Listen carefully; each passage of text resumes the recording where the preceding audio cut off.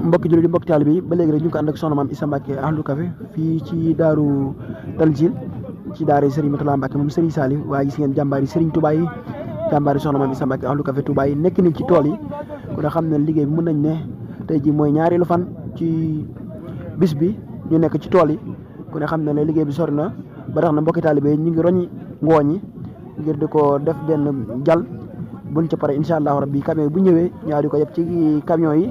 daal di ànd ak moom yóbbu ko ci daara ja tàllal suñu loxo sëriñ bi ngir mu ñaanal ñu waaye di jaajëfal mboolem mbokki taal bi nga xam te ne yàlla dogal na ñu ngi ànd ak ñun ci waar wi ak ñi nga xam ne ñu ngi ñuy seetaan di ñaan suñu borom defal ñu tawféex di leen wax ne rek liggéey bi moom mu ngi nii rek ñu ànd ko rek ak mboolem waa fédération Ahlu Café Touba mi xarit yi soppe yi ak wëllëre yi ak suñu mbokk yaay faal yëpp rek ñu nekk fii ci ab daaru Tanzil ci tool yi léegi si noonu yaay faal yi ñu ngi ànd ak saako yi waaye nag di liggéeyal Serigne Saliou ci tool yi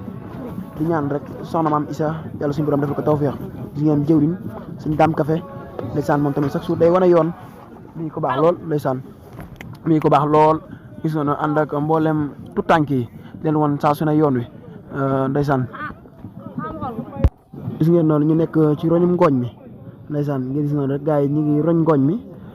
def ko ci saako yi di ko def ci jël di ko dajal ngir mu doon benn jël bu mag bi nga xam ne bu oto bi ñëwee rek dafay taxaw rek ñaa di koy sarse rek jëm moom ci li nga xam te ni moo di daara ja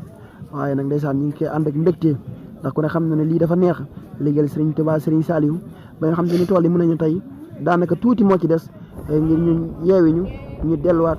ci tool yi Serigne Cheikh Saliou yi nga xam te yàlla dogal na moom la woote fa nii jërë ngeen jëf